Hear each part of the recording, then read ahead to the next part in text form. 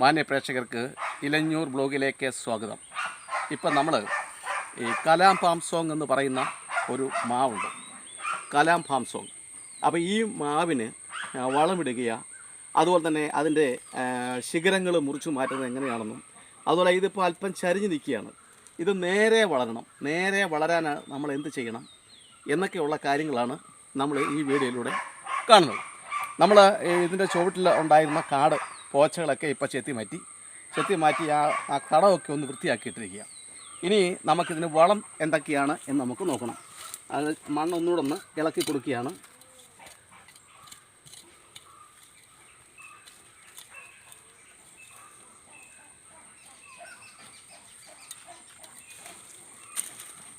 ഇവിടെ ഈ മാവിന് നമ്മൾ ആദ്യമായിട്ട് ഇടാൻ പോകുന്നത് കമ്പോസ്റ്റ് വളമാണ്. കാരണം കമ്പോസ്റ്റ് വളം നനച്ചിട്ടുള്ളതാണ്. നോക്കുക, ഈ കമ്പോസ്റ്റ് വളം വെള്ളം ഒഴിച്ച് നനച്ചിട്ടുള്ള കമ്പോസ്റ്റ് വളമാണ്. കാരണം പെട്ടെന്ന് ലയിക്കാനും ഒക്കെ വേണ്ടിയിട്ടാണ് അങ്ങനെ ചെയ്യുന്നത്.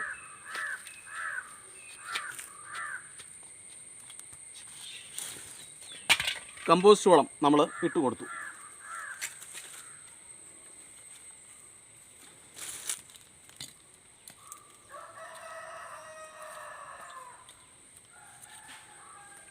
അല്പം ദൂരെ കൂട്ടിയാണ് നമ്മൾ ഈ കമ്പോസ്റ്റ് വളം ഇട്ടിട്ടുള്ളത്. ഇനി നമ്മൾ ചെയ്യുന്നത്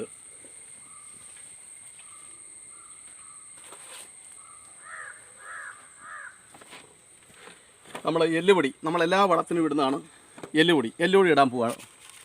100 ഗ്രാം എല്ലുപൊടിയാണ് നമ്മൾ എടുത്തിട്ടുള്ളത്. നിയന്ത്രിത രൂപത്തിലെ നമ്മൾ വളമിടാവും. പിന്നീട് നമ്മളിടുന്നത് എല്ലാ കൃഷികൾക്കും നമ്മൾ ഇടാറുള്ളതാണ് വേപ്പിൻ പിണ്ണാക്ക്. കട്ട വേപ്പിൻ പിണ്ണാക്ക് വേണം നമ്മൾ ഇതിനൊക്കെ ഇടാൻ. പ്രധാനമായിട്ടും നമ്മൾ ഉദ്ദേശിക്കുന്നത് ഇത് വളം എന്നതിലുപരിയായിട്ട് ഇതിൻ്റെ വേരുകളിലൊന്നും കീടരോഗബാധകൾ ഉണ്ടാകാതിരിക്കാനും ലവണങ്ങളുമൊക്കെ വളങ്ങളുമൊക്കെ വലിച്ചെടുക്കാൻ, വേരുകൾക്ക് ശക്തി പ്രാപിക്കാനും ഒക്കെയാണ് നമ്മളിതിടുന്നത്. എന്ന് മാത്രമല്ല ഇത് പതുക്കെ അലിഞ്ഞ് വളം ആവുകയും ചെയ്യും. പിന്നെ നമ്മൾ ഇടാൻ പോകുന്നത് കടലപ്പിണ്ണാക്കാണ്. കടലപ്പിണ്ണാക്ക് നമുക്കറിയാം വളരെ പെട്ടെന്ന് ഇലകൾ ശക്തി പ്രാപിക്കാനും മണ്ണിൽ പോഷകങ്ങൾ നിലനിർത്താനും ഒക്കെ സഹായിക്കുന്ന ഒരു സംഗതിയാണ് കടലപ്പിണ്ണാക്ക്. അപ്പോൾ ഇത്ര ഇട്ടതിന് ശേഷം ഇപ്പോൾ ഈ മാവ് നിങ്ങൾക്കറിയാം അപ്പുറത്തെ തിടിലിടിഞ്ഞ് കല്ല് കിടക്കുകയാണ്. അപ്പോൾ അത് കല്ല് പറക്കി കെട്ടിയതിന് ശേഷം മാത്രമേ ഇതിൻ്റെ തടവിസ്തൃതി വർദ്ധിപ്പിക്കാൻ സാധിക്കത്തുള്ളൂ. അപ്പം അത് മഴ ഒന്ന് മാറിയതിന് ശേഷം ആ കല്ല് പറക്കി കെട്ടിയതിന് ശേഷം തടവിസ്തൃതി വ്യാപിപ്പിക്കും. അപ്പോൾ അതിന് സ്ഥല സൗകര്യം കൊണ്ടുള്ള സ്ഥലത്ത് നമ്മൾ ചെയ്യുകയാണ്. അപ്പോൾ ഇത്രയും വളം നമ്മൾ ചെയ്തതിന് ശേഷം നമ്മൾ ചെയ്യണമെന്ന് വെച്ചാൽ ഇതിന് അല്പം മണ്ണിട്ട് കൊടുക്കണം. കാരണം അവിടുന്ന് മണ്ണ് വെട്ടിയിടാനുള്ള അപര്യാപ്തതയുണ്ട്. അതുകൊണ്ട് നമ്മൾ എടുത്തു വെച്ചിരിക്കുന്ന നല്ല മണ്ണ് കുറേ ഇട്ട് കൊടുക്കുകയാണ്.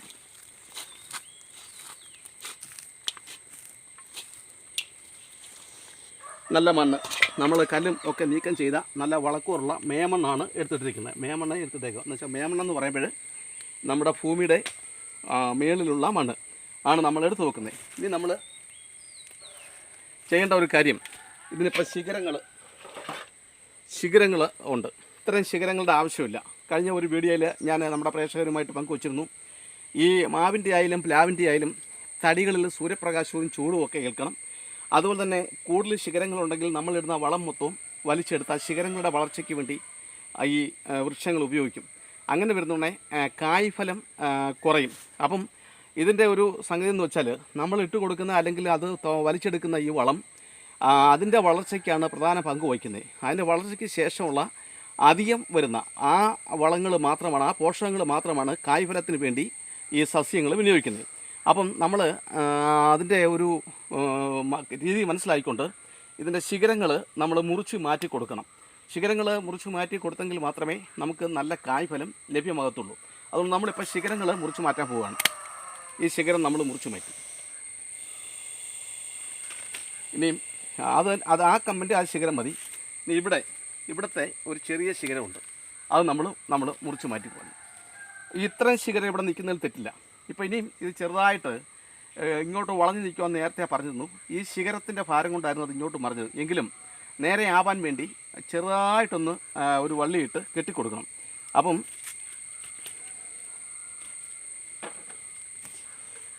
ഈ വൃക്ഷങ്ങളെല്ലാം നമ്മൾ കെട്ടാൻ, അതായത് നൂന്ന് കിട്ടാൻ വേണ്ടി നമ്മൾ കെട്ടുമ്പോൾ വാഴവള്ളിയോ അല്ലെങ്കിൽ കയറോ മാത്രമേ നമ്മൾ ഉപയോഗിക്കാവൂ.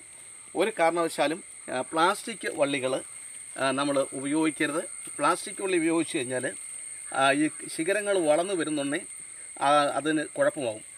വണ്ണമൊക്കെ വെക്കുന്നുണ്ടെങ്കിൽ കുഴപ്പം. ഇതാവുന്നുണ്ടെങ്കിൽ ആവശ്യം ഒരു ഏതാനും ആഴ്ചകൾ കഴിയുന്നുണ്ടെങ്കിൽ ഇത് നൂരുകയും ചെയ്യും. ആ സമയമാകുമ്പോഴേക്കും ഈ വള്ളി തന്നെത്താൻ അങ്ങ് നശിച്ചു പോവുകയും ചെയ്യും. തന്നെയല്ല അതൊരു വളമായി മാറുകയും ചെയ്യും. ഇപ്പം ഇനി ഇത് ഒരാഴ്ച കഴിയുമ്പോൾ നല്ലവണ്ണം നൂന്ന് നിൽക്കുന്നതായിട്ട് നമുക്ക് കാണാം. ഇനി നമ്മൾ ചെയ്യാൻ പോകുന്ന സംഗതി എന്ന് പറഞ്ഞാൽ, ഇപ്പം ഇതൊരു ചെറിയ വൃക്ഷമാണ്. ചെറിയ വൃക്ഷമായതുകൊണ്ട് തന്നെ ഇതിൻ്റെ വേരുകൾക്ക് ദൂരോട്ട് പോകാൻ പറ്റത്തില്ല. ഈ നമ്മൾ ഇപ്പം വയ്ക്കുന്ന ഈ ചെറുപ്രായത്തിൽ കായ്ക്കുന്ന മരങ്ങൾക്കൊന്നും തന്നെ വേരുകൾക്ക് ദൂരോട്ട് പോയി, അതായത് കിലോമീറ്ററോളം വേരുകൾ പോയി ആഹാരങ്ങൾ വലിച്ചെടുക്കാൻ, വളം വലിച്ചെടുക്കാൻ പറ്റത്തില്ല. ചെറിയ വിസ്തൃതിയിൽ മാത്രമേ ഇതിൻ്റെ വേരുകൾ നിൽക്കത്തുള്ളൂ. അതുകൊണ്ട് തന്നെ വളം ഇട്ടതിന് ശേഷം നമ്മളൊരു പുതയിടണം. പുതയിടുക എന്ന് പറയുമ്പോൾ ഈ വെള്ളം പെട്ടെന്ന് ഈ വളത്തിൻ്റെ മേളിൽ വീണ് വളം താപ്പോട്ട് പോകാതിരിക്കാനും, അതായത് ലയിച്ച് ഒരുപാട് ആഴങ്ങളിലേക്ക് പോകാതിരിക്കാനും, ക്രമേണ ഈ വളം എടുക്കാനും ഒപ്പം ഈർപ്പം നിലനിർത്താനും നമുക്ക് പുതയിടേണ്ടത് ആവശ്യമാണ്.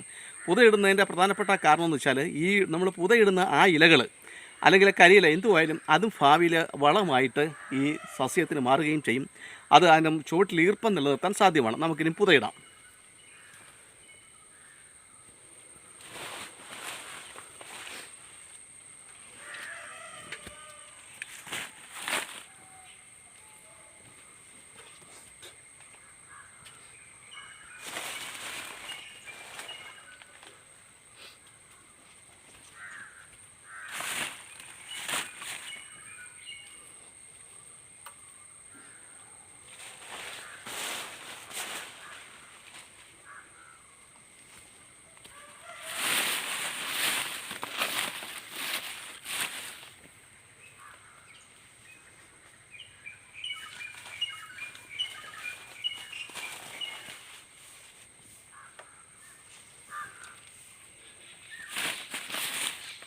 ഇത്രയും ചെയ്തതിന് ശേഷം ഈ ഇലയുടെ മുകളിൽ കോഴിയോ ഒക്കെ വന്ന് ചെതഞ്ഞ് കളയാതിരിക്കാൻ വേണ്ടി, കോഴികളൊക്കെ വന്ന് ചെതയുകയാണെങ്കിൽ ഇലകൾ മാത്രമല്ല നമ്മളിട്ട എല്ലുപൊടിയും അങ്ങനെയുള്ള വളങ്ങളൂടെ കോഴി തിന്നും.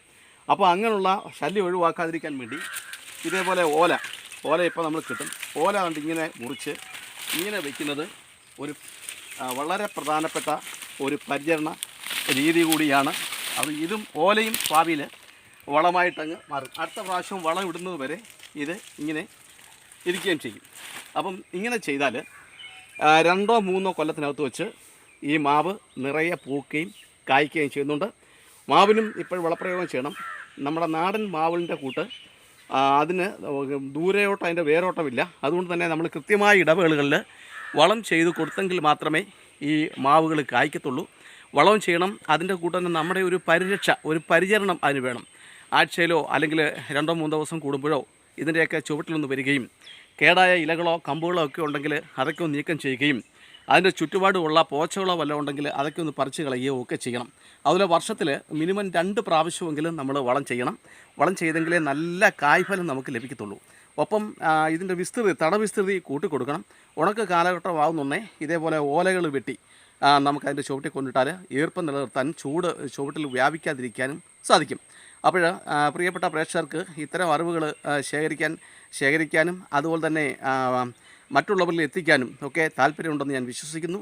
ഞങ്ങളുടെ യൂട്യൂബ് ചാനൽ ആദ്യമായിട്ടാണ് നിങ്ങൾ കാണുന്നതെങ്കിൽ ദയവായി ലൈക്ക് ചെയ്യുക, ഷെയർ ചെയ്യുക, സബ്സ്ക്രൈബ് ചെയ്യുക. ഇതിനോടൊപ്പം ഒരു ബെല്ലൈക്കനുണ്ട്, അതുകൂടി അമർത്താമെങ്കിൽ ഞങ്ങളിടുന്ന വീഡിയോകൾ അപ്പോഴപ്പോഴും നിങ്ങൾക്ക് ലഭിക്കുന്നതാണ്. എല്ലാവർക്കും ഞാൻ എൻ്റെ ഹൃദയം നിറഞ്ഞ നന്ദി അറിയിക്കുന്നു.